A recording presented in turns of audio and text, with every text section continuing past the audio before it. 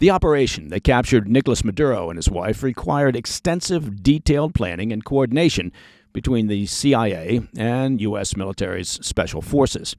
New details reveal how covert CIA teams tracked Maduro's every move for months, while Delta Force trained on an exact replica of Maduro's safe house. Coming up, I'll explain how the mission came together.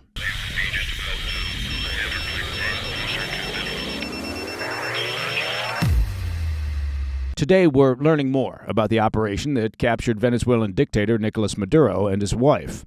Information released in the aftermath of the operation details a methodical, intelligence-driven mission that blended months of quiet preparation with some of the most elite capabilities of the U.S. military. At the center of it all were two organizations that rarely operate in public view. That would be, of course, the Central Intelligence Agency and the U.S. Army's Delta Force. Let's start with the intel side. According to multiple officials, the CIA had a small covert team operating inside Venezuela as early as August. You may remember that President Trump publicly confirmed in October of this past year that he had authorized covert CIA operations inside Venezuela. By that point, well, it seems those teams may have been operating in place for months. They were there to understand Maduro's daily life in granular detail, where he slept, how he moved, when he changed locations, and of course the specifics of the security that surrounded him. It can be a labor-intensive, painstaking process involving surveillance, recruitment of assets with access to the target, signals intercepts, drone coverage, and other operational activities. The goal is to build as complete a picture as possible of the target's routines, patterns, associates, personality, and surrounding environment. The more complete the picture, the more thorough your homework, well, the better your chances of mitigating risk when the decision is made to move on the target. In this case, that effort paid off. The CIA team developed what one official described as, quote, extraordinary insight into Maduro's habits. As is often the case in operations such as this, the agency had an asset, reportedly, possibly more than one, close enough to monitor his movements in real time and confirm his exact location as the operation unfolded, likely someone inside Maduro's inner circle. That intel is likely what gave the Trump administration the confidence to carry out the mission, and may have explained the timing. Once planners knew precisely where Maduro would be and when, the green light was given for the military to go. Delta Force, formerly known as 1st Special Forces Operational Detachment Delta, sometimes referenced internally as the Combat Applications Group, is often the U.S. military's go-to unit for missions involving high-value targets. Now, as you might expect, nothing was left to chance during the pre-op planning and training.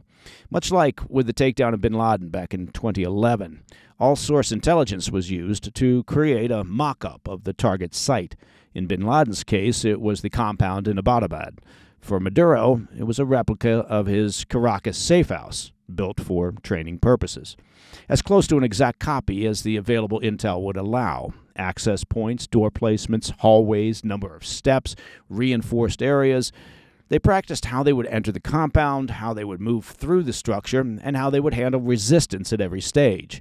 The team reportedly carried blowtorches, preparing to cut through steel doors if Maduro managed to reach a hardened safe room that was identified during the intel collection effort. With rehearsals complete, the final piece was timing. Weather conditions reportedly delayed the mission for days. Once conditions improved, the order was given. And at 10:46 p.m. Eastern Time, reportedly, the final authorization was received. U.S. Army helicopters flown by the 160th Special Operations Aviation Regiment, known as the Night Stalkers, lifted off. These pilots specialize in flying at night and in extremely low altitudes to avoid detection, and they are a remarkable unit. As the helicopters approached Caracas, other U.S. aircraft were already at work, disabling air defenses and clearing a path. Around 1 a.m. Eastern, the assault force arrived at Maduro's compound in downtown Caracas. It's a location described by officials as being heavily fortified. Delta Force, accompanied by federal law enforcement personnel, moved in. Inside the residence, Maduro was reportedly caught by surprise. He attempted to reach a steel-reinforced safe room, but he didn't make it in time. Before he could secure the door, U.S. forces were already inside. Maduro and his wife surrendered. As the team moved to extract, they encountered multiple hostile engagements. Gunfire continued as the helicopters lifted off and departed Venezuelan airspace. By roughly 3:20 a.m. Eastern Time, the aircraft were over open water, and Operation Absolute Resolve was complete. Post-op details note that there were no American fatalities. Now, of course, as noted in yesterday's PDB Special Edition, one man, in this case Maduro, doesn't make a regime. What backfills the hole left by Maduro's capture will determine whether Venezuelan people get a democratic government or simply a reshuffling of the key power brokers and regime officials that are still in place in Caracas. By conservative estimates, the Democratic opposition, led by Edmundo Gonzalez and people like Nobel Peace Prize winner Maria Machado, won the last election in Venezuela by almost a 3-1 margin, which ultimately didn't matter, since, as the international community has confirmed, Maduro stole that election and refused to step down. But will the existing Venezuelan military and security apparatus that are still in place agree to hand over power quietly and willingly to that democratic opposition? On the surface, that seems unlikely. The vice president under Maduro, Delcy Rodriguez, has already been sworn in as president and has already been railing against the U.S. military intervention. Meanwhile, the Trump White House has stated that the U.S. will, quote, run Venezuela until there's a just and righteous transition of power. That's all well and good if the existing Venezuelan military and militias and security apparatus step aside. If not, this could get messy, which unfortunately would be the traditional course for any regime change. One thing does appear to be clear from Maduro's capture. The Venezuelan people themselves, for the most part, seem to be elated with the news. Maduro and his predecessor, Hugo Chavez, turned what was once the most prosperous nation in the region into a basket case through corruption and mismanagement and hardline socialist policies that caused a massive number of Venezuelans to flee the country and left the remainder living under a repressive government and a failing economy. For what it's worth, only communists, socialists, or simply corrupt officials could take a country as rich in resources as Venezuela and screw it up. All right, coming up next, newly unsealed charges detail prosecution plans for deposed dictator Nicolás Maduro. Plus, reports from Iran say at least 16 people have been killed as economic protests spread and security forces crack down. I'll be right back. Hey, Mike Baker here to tell you about a great company that every food-loving person should know about. It's called Goldbelly. Seriously, if you're a foodie, you're going to love Goldbelly. It's an amazing site that celebrates the best of the U.S. by shipping the country's most iconic foods from legendary restaurants and chefs straight to your door. It couldn't be easier. I've ordered everything from ribs to briskets to lobster rolls to Chicago deep dish pizza from Goldbelly, not to mention amazing desserts, although I just mentioned them. It's incredibly easy. You check out their site, you click on what you want, and it ships fast and fresh on dry ice. No fuss, no muss. It's amazing foods dropped right on your doorstep. Goldbelly brings America's food icons: Philly cheesesteaks, Franklin barbecue, Laduro's macarons. Did I say it in French properly? Macarons. Joe's KC ribs, Lou Malnati's pizza, even wedding cakes straight to your door. So whether you're looking to turn game day into an unforgettable food experience with friends, or you want to impress a loved one on Valentine's Day, and who doesn't want to do that, go to goldbelly.com and get 20% off your first order with the promo code PDB. That's right, goldbelly.com, promo code PDB for 20% off your first order. Welcome back to the PDB. Now that Nicolás Maduro is in U.S. custody, I want to turn the attention to the charges facing him in U.S. court. An unsealed federal indictment lays out a 25-year narco-terrorism and drug trafficking case that prosecutors say was embedded in the Venezuelan regime. According to the indictment filed in federal court in Manhattan and unsealed over the weekend, prosecutors believe what was happening behind the scenes was far more coordinated than previously acknowledged. Their case is that for more than 2 decades, Venezuela's political and military leadership didn't merely tolerate drug trafficking or benefited from it financially, it actively enabled it. In the filing, state institutions were bent and repurposed to support a trafficking operation that sent massive quantities of cocaine into the U.S. while shielding those at the top of the regime from accountability. Prosecutors are explicit about who they say was involved, and it's not limited to Nicolás Maduro. Alongside Maduro and his wife, Celia Flores, the indictment names Interior Minister Diosdado Cabello, former Interior Minister Ramon Chacín, Maduro's own son, and Hector Flores, identified as the leader of the violent Venezuelan gang Tren de Aragua, or TDA. The legal theory here is this wasn't corruption on the margins, but a coordinated network operating from deep inside and atop the Venezuelan state itself. The charges help explain how prosecutors are framing the case. At the center is a narco-terrorism conspiracy charge paired with a cocaine importation conspiracy, and those are reinforced by weapons charges, including possession of machine guns and destructive devices and a conspiracy to possess them. Prosecutors argue those weapons counts aren't incidental. They're meant to show how the trafficking operation was enforced, protected, and maintained through intimidation and violence. In the indictment, Maduro and his co-defendants partnered with international drug trafficking organizations, designated as foreign terrorist organizations by Washington, including Mexico's Sinaloa cartel and Los Zetas, Colombian narco-terror groups, and Caracas's TDA.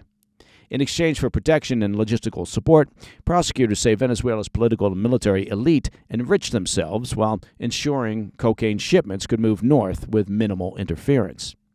The filing also walks through specific actions prosecutors alleged Maduro personally took to advance the conspiracy.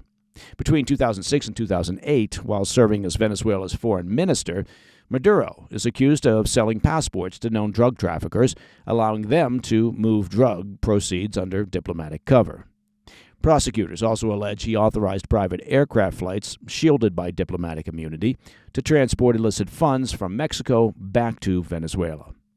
Beyond the logistics, the indictment lays out how the operation was allegedly enforced. Prosecutors claim that any cocaine seized by Venezuelan law enforcement in traffic stops or busts was diverted back into trafficking pipelines rather than destroyed. State-backed armed groups were allegedly assigned to guard shipments, collect debts, and punish anyone who threatened the network. In the filing, Maduro and his wife jointly oversaw these enforcement efforts, turning kidnappings and beatings and murders into a tool to protect the operation and line their own pockets. Now, Attorney General Pam Bondi, posting on X, writes that Maduro and Flores, quote, will soon face the full wrath of American justice on American soil in American courts. Maduro is expected to make his first court appearance in New York City today. If indicted, he faces potentially decades in prison, with mandatory minimums beginning at 20 years and possible life sentences. And separately, the International Criminal Court continues to investigate his regime for alleged crimes, including torture, sexual violence, and arbitrary detention. Okay, turning our attention to the Middle East, specifically Iran, where the unrest on the streets has intensified. What began as a wave of protests over a collapsing economy has turned deadly as security forces move to crush demonstrations across the Islamic Republic. Last week and over the weekend, the story was about escalation, scattered protests turning into clashes, reports of live ammunition being used, and a regime falling back on its usual strategy of information control, pressure from security forces, and the reflexive claim that unrest is driven by outside influences. Now the picture is sharper and harsher. Human rights monitors say the death toll has climbed and arrests are mounting as the protests continue to build. The human rights activists in Iran now report that at least 16 people have been killed and more than 580 have been arrested. A separate Kurdish rights group reports a slightly higher fatality figure. Either way, the direction is the same: more deaths, detentions, and repression. And while state media and rights groups acknowledge deaths and arrests, the figures, of course, don't match, underscoring the fog that always surrounds these moments inside the Islamic Republic. The other major shift is that the mullahs have now declared loudly their position on the protests, which they're painting as riots. Supreme Leader Ayatollah Ali Khamenei has stepped in with a familiar label meant to delegitimize the population's grievances. He's calling protesters, quote, rioters and enemy mercenaries. In his first words since protests rocked his regime, he said, quote, "Protest is legitimate, but protest is different from rioting," adding that, quote, "rioters must be put in their place." Now, as longtime listeners of the PDB will know, that language from Khamenei isn't rhetorical. It's setting the table for a harsh government response. It's the regime telling every security unit that silencing the streets is expected. According to Fox News, demonstrations are now unfolding in more than 100 locations across 22 provinces. That report also describes live fire and violent dispersals in specific cities, with the National Council of Resistance of Iran, which is an organization that seeks to topple Khamenei, alleging a large number of people shot in western provinces and clashes in the country's south. Now, those precise tallies are contested, and some of these claims come from opposition groups with, of course, their own incentives. But taken together, with the broader arrest count and consistent pattern of lethal force, the direction does seem unmistakable. The regime is attempting to break momentum through its usual playbook of intimidation and bloodshed.